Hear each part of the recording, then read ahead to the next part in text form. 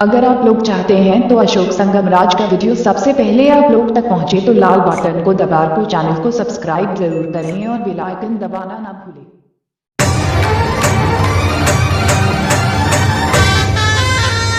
Mix by Ashok Sangam Raj. Mixing करवाने हो तो संपर्क करें 9162820720 पर।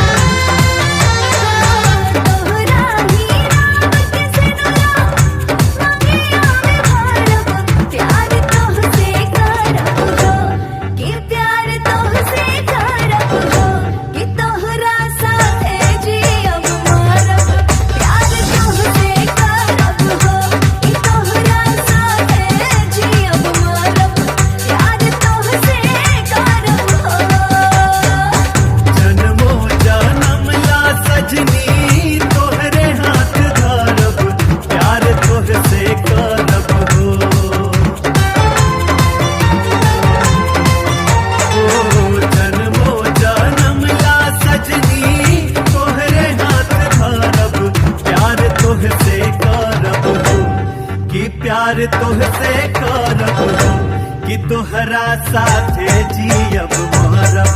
प्यार तोहसे करब कि तोहरा साथे जियब मरब। प्यार तोहसे करब हो।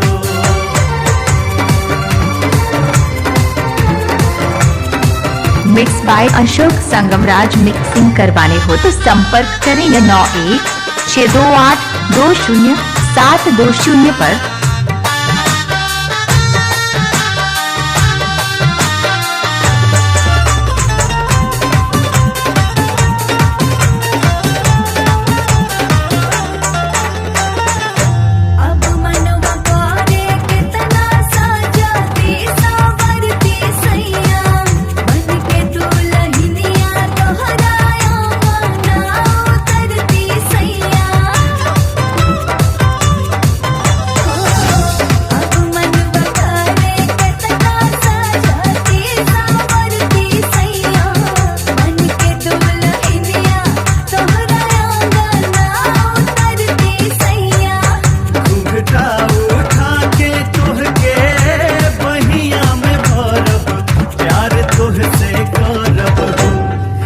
प्यार तोहसे करब कि तोहरा साथे जियब मरब।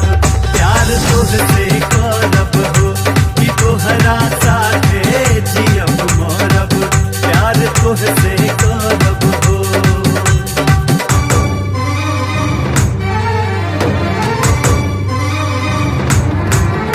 Mix by Ashok Sangam Raj. Mixing करवाने हो तो संपर्क करें 9162820720 पर।